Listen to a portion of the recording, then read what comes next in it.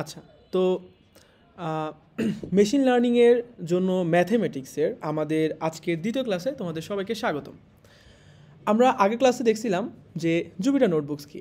তো আজকে শুরু করার কথা ছিল নামপাই দিয়ে। সো এখানে দেখো basics of NumPy. NumPy is the main package for scientific computing in Python.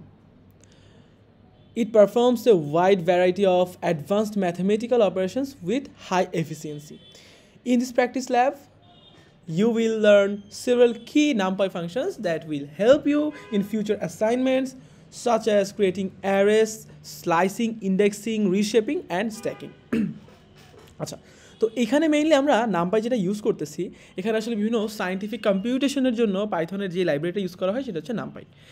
এখানে অনেক এফিশিয়েন্ট ওয়েতে অলরেডি লাইব্রেরি বানায় রাখছে অন্যরা, তো আমাদের আসলে এইগুলো করার দরকার হবে না, এগুলো জাস্ট আমরা ইউজ করতে পারবো। ঠিক আছে, কারণ আমরা আসলে আমাদের মূল টার্গেট হবে আরও অনেক বড় কিছু। সো এইসব ছোটোখাটো জিনিসের জন্য যদি আমাদের বারবার লাইব্রেরি লিখতে হয় তাহলে এইটা আসলে অনেক বেশি টাইম কনজিউমিং হয়ে যাবে। সো এই কারণে এইসব বেসিক কম্পিউটেশনের জন্য যেই অপারেশনগুলো লাগবে এগুলো এফিশিয়েন্ট ওয়েতে অলরেডি হচ্ছে লাইব্রেরিগুলো বানায় দেওয়া আছে। আচ্ছা, so packages. Before you get started, you have to import NumPy to load its functions. As you may notice, even though there is no expected output when you run this cell, the Jupyter Notebook imports the package, often referred to as the library and its functions. Try it for yourself and run the following cell. আচ্ছা, তার মানে আমাদেরকে এটা run করতে হবে।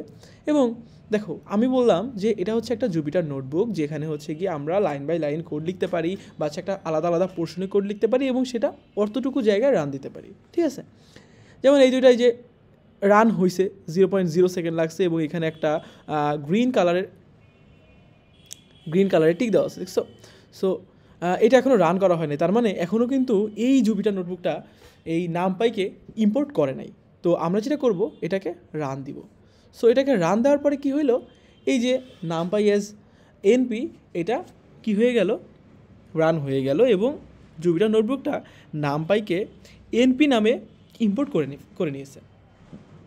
ঠিক আছে, আচ্ছা, এরপরে 1.2তে আসি আমরা, advantages of using NumPy arrays.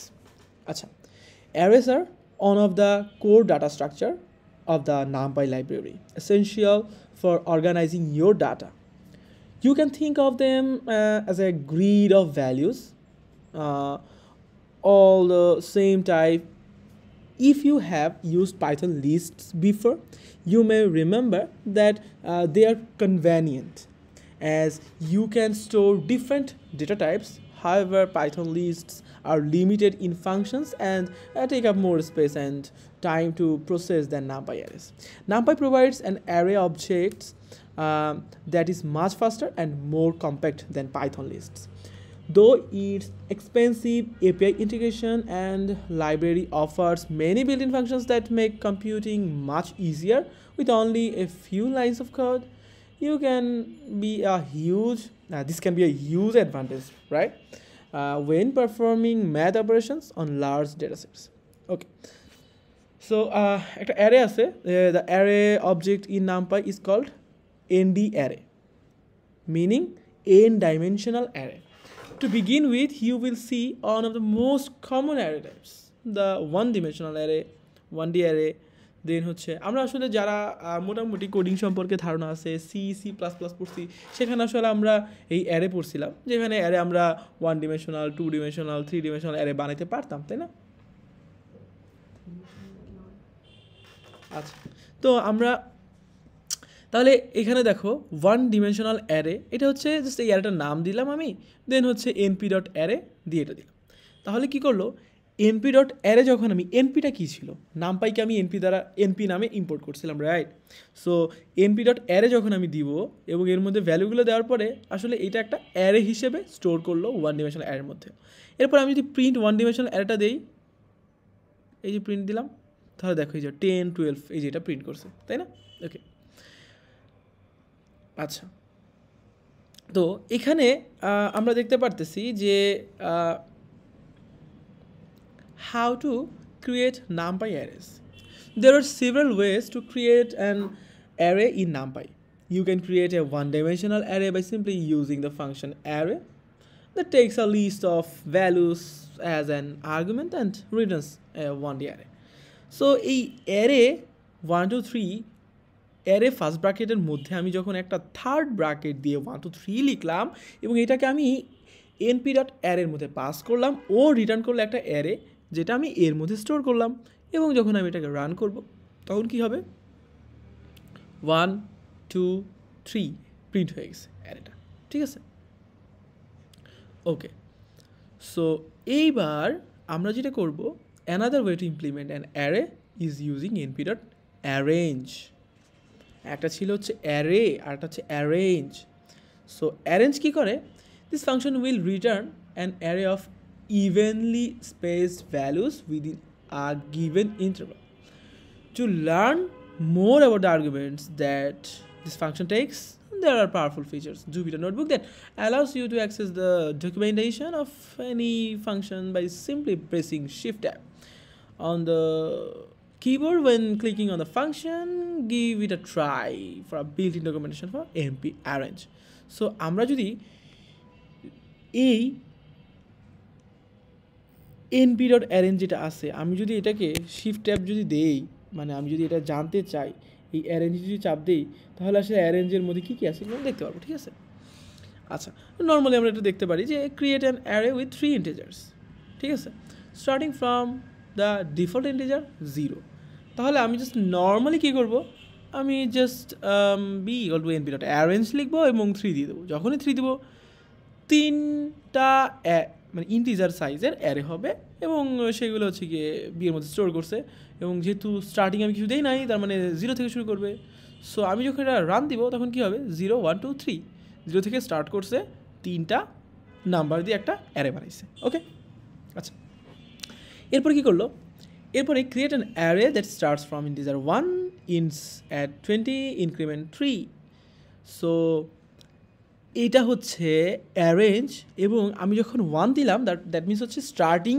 Number যখন 20 দিলাম এটা হচ্ছে এন্ডিং নাম্বার এবং ইনক্রিমেন্ট কত করে হবে ইনক্রিমেন্ট হবে 3 করে ইনক্রিমেন্ট হবে তাহলে দেখো আমি যদি এটা রান দিই তাহলে কী হবে 1 একের পরে কত আসছে 4 আসছে 7 আসছে 10 আসছে মানে 3 3 করে বাড়তেছে দেন লাস্টে 19 পর্যন্ত আসছে যেহেতু আমি 20 পর্যন্ত হচ্ছে আমি আমার আপার বাউন্ড দিছি এই কারণে ওকে ঠিক আছে ওকে সো নেক্সট যেটা আসছে what if you wanted to create an array with 5 evenly spaced values in the interval of 0 to 100 so as you may notice you have 3 parameters that a function must take one parameter is starting number আচ্ছা এখানে 0 হচ্ছে start 100 হচ্ছে কি 0 হচ্ছে start এবং final হচ্ছে 100 and the number of elements in the array in this case 5 numpy has a function that allows you to do specifically this by using line space okay so আমরা যদি এইটা run দিই তাহলে কী হবে এটা হচ্ছে গিয়ে আমার 0 থেকে ইভেনলি স্পেসড 5টা নাম্বার বের করবে তাহলে 0 থেকে আমার 100 পর্যন্ত দেওয়া আছে 0 থেকে 100 পর্যন্ত এখন 0 থেকে 100 পর্যন্ত যদি ইভেনলি স্পেসড 5টা নাম্বার বানাইতে হয় এইটার যদি অ্যারে বানাইতে হয় তাহলে আমি কি করব np.line space দিব লাইন স্পেস দেওয়ার ভিতরে আমি জাস্ট 0 থেকে 100 পর্যন্ত 5টা নাম্বার হবে তাহলে 0 25 50 75 অ্যান্ড 100 সো রান দেওয়ার পর এটাই আসছে রাইট ওকে আচ্ছা সো ভিডিওটা একটু বড় হয়ে যাচ্ছে আমি চেষ্টা করতেছি আর এই 4টা বক্স বুঝিয়ে তারপর আজকে এই ক্লাসটা শেষ করার তারপরে নেক্সট ক্লাসে বাকিগুলো বুঝাবো okay so did you notice that the output of the function is presented in the float value form মানে আমরা কি দেখলাম যে এই যে নাম্বারগুলো প্রিন্ট করলো এগুলো কিন্তু ফ্লট ফরম্যাটে করছে কারণ 0.something মানে 0.0 25.0 50.0 75.0 এরকম সামথিং কিছু একটা মানে ফ্লট আকারে নট ইন্টিজার এটা কিন্তু ফ্লট আকারে করছে the reason is that the default type of the value in the numpy function linspace is a floating point বুঝা গেছে? তার মানে একটা ফ্লোটিং পয়েন্ট হিসেবে থাকতেছে। এই কারণে হচ্ছে আমাদের যেই অ্যারেটা বানাইছে এটা হচ্ছে ফ্লোটিং ছিল, তাই না? You can easily specify your data type using D type. So আমরা আসলে ডি টাইপ ইউজ করে এটা ডেটা টাইপটাকে আমরা কী করতে পারি, চেঞ্জ করতে পারি। So if you access the built in documentation of the function you may, আসলে আমরা বিল্ট ইন ডকুমেন্টেশন দেখলে এটা বুঝতে পারবো, বাট এখানে আমরা নর্মালি বুঝি যে ডি টাইপ বলতে ডেটা টাইপ বোঝাচ্ছে। এবং আমরা যখন 0 থেকে 100 পর্যন্ত 5টা নাম্বার বের করবে এবং ডেটা টাইপ আমি সাইডে লিখে দিলাম ইন্টিজার, যখন আমি এইটাকে রান দিব দেখো 0, 25, 50, 75, 100 বের হয়েছে, তাই না? ওকে, সো এবার 1 থেকে 20-এর মধ্যে 3টা নাম্বার বের করবে যেটা হচ্ছে ডেটা টাইপ হবে ইন্টিজার। তাহলে আমি যখন রান দিলাম 3, আচ্ছা এখানে 3টা বের করবে না, মানে এটা তো লাইন স্পেস না, এটা তো অ্যারেঞ্জ, তাই না? লাইন স্পেস দিলে হচ্ছে 5টা নাম্বার বের করবে, আর অ্যারেঞ্জ দিলে কি করবে, 3 করে করে গ্যাপ দিয়ে দিয়ে নতুন একটা অ্যারে বানাবে। সো 1 থেকে 20 পর্যন্ত 3 করে করে গ্যাপ দিয়ে বানিয়েছে। কিন্তু আমি যদি এই অ্যারেঞ্জ 3 দিছি, তাই না? এখন আমি যদি শুধু অ্যারেঞ্জ 3 দিলে কি হয়, 0 থেকে শুরু হয়, তাই না? 0, 1, 2 এরকম আসবে 3টা। সো আমরা যদি ডেটা টাইপ ফ্লট দিয়ে দিই তাহলে কী হবে, ফ্লট হবে, কারণ 0.0, 1.0, 2.0 সামথিং এরকম। ওকে, লাস্ট যেটা আছে এটা হচ্ছে character array, np.array, welcome to math for machine learning ML। So এইটাকে যখন অ্যারে হিসাবে এখানে রাখলাম এবং এই ক্যারেক্টার অ্যারেটা প্রিন্ট করলাম, তাহলে এই ক্যারেক্টার অ্যারেটা প্রিন্ট করবে। এবং আমি যদি character array dot D type দিই, মানে ডাটা টাইপটা আমি দেখতে চাই, এটাকে রান দেওয়ার পরে দেখো এই যে কী হয়েছে, welcome to math for ML। So এটা একটা অ্যারে, তাই না?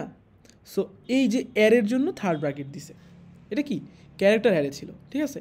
এবং টাইপের ক্ষেত্রে আসছে U23। এখন did you notice that output of the data type of the character array is U23? This means that the string welcome to math for ML is a 23 character Unicode string on a little Indian architecture greater than. So you can learn more about data types here. এখানে click করে আমরা দেখতে পারি। So আমরা আসলে বুঝতে পারছি যে যখন আমি ডেটা টাইপ দিলাম কি আসলো, ইউনিকোড স্ট্রিং আসছে এবং এখানে ক্যারেক্টার কয়টা আছে, 23টা ক্যারেক্টার আছে। তো আজকের ক্লাস এই পর্যন্তই। নেক্সট দিন আমরা নেক্সট ক্লাসে নামপাই অ্যারে সম্পর্কে আরও বেশি কিছু জানবো। সো এভাবেই আমাদের ML এর কোর্স, ম্যাথ কোর্স চলতে থাকবে। সো তোমরা সবাই অবশ্যই একটু মনোযোগ দিয়ে ক্লাসগুলো করবা, দেখবা যে হচ্ছে গিয়ে দুনিয়ার সাথে তাল মিলিয়ে আমরা হচ্ছে গিয়ে সবার আগে মেশিন লার্নিং শিখে ফেলবো। তো আজকের ক্লাস এই পর্যন্তই থাকুক, সবাই ভালো থাকো, আল্লাহ হাফেজ।